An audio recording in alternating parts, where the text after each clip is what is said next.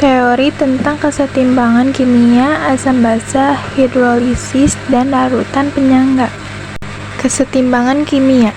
Konsep dasar kesetimbangan kimia dan hukum aksi massa pertama kali dirumuskan oleh dua ilmuwan Norwegia.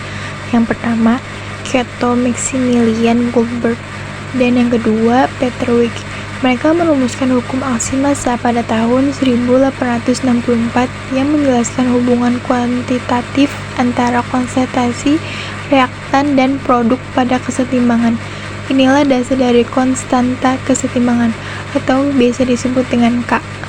Yang kedua ada asam basa. Teori Arrhenius.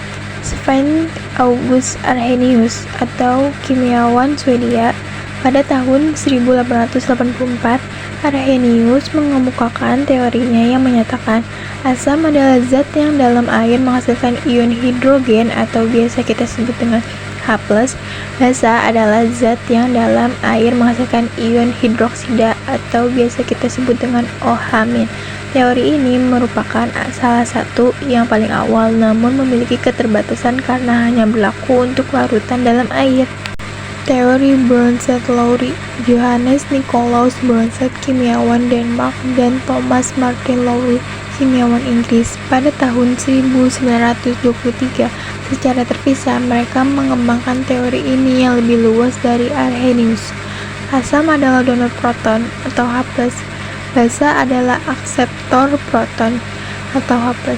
Teori ini memperkenalkan konsep pasangan asam basa konjugasi dan dapat menjelaskan reaksi asam basa yang tidak melibatkan air.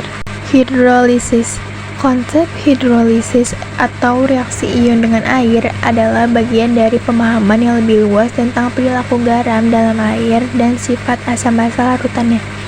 Meskipun tidak ada satu penemu tunggal untuk fenomena hidrolisis, pemahaman ini berkembang seiring dengan teori-teori asam basa dan kesetimbangan.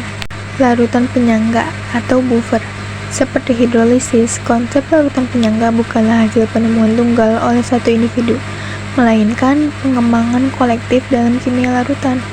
Meskipun tidak ada satu ilmuwan yang secara eksklusif dikreditkan sebagai penemu larutan penyangga, penelitian dan pemahaman tentang bagaimana larutan dapat menahan perubahan pH telah berkembang melalui karya banyak ahli kimia yang mempelajari kesetimbangan asam basa.